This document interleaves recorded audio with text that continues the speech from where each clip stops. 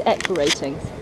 Equirating's Ellie is a data science company focused on equestrian sports. So we're going for coming up to 2 years now. We're about 18 months since we started work. We incorporated about 2 years ago, myself and Sam Watson.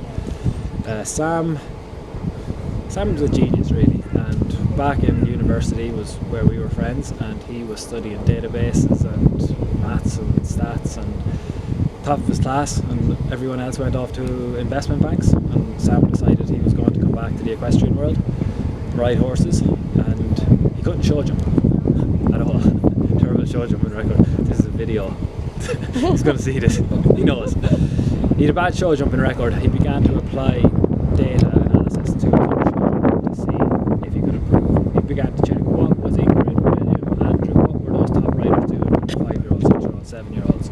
And Sam's show jumping record went from a patchy one to, I think, a 3 and 4 star level. He's on 15, 16 clear jumping rounds from 18 attempts. Completely revolutionised his own performance through it. And that was how we began to find that data begins to provide big indicators. We'd seen it in other sports, baseball, football, golf, tennis, they all had it. There was a big gap here in equestrian sports, and that's where Equiratings came from. We began in high performance, and we turned that down towards safety.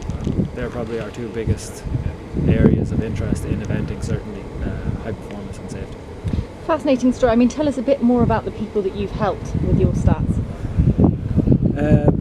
High performance, we worked with one federation last year, and what we're doing there is we begin to help them set targets for the riders. So it's not just a blanket analysis. We're able to zoom in on one rider across all their horses and identify where their strengths, weaknesses, where should they place in a team, how do they compare. Let's say one rider goes to Fontainebleau, another goes to Ballindennisk. How do we compare both those performances?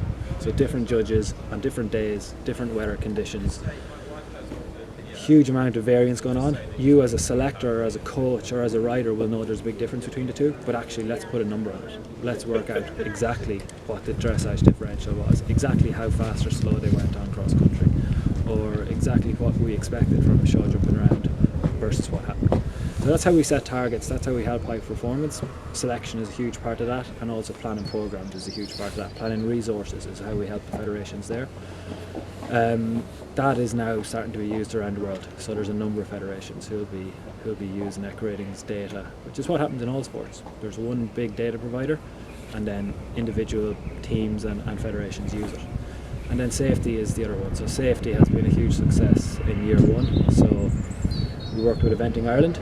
We link into their entry system, and we're able to show statistically riders with poor form, and yes, they've got their qualification, but when we see poor form starting to creep in, we're able to identify a very small proportion of riders who are causing quite a big percentage of the falls.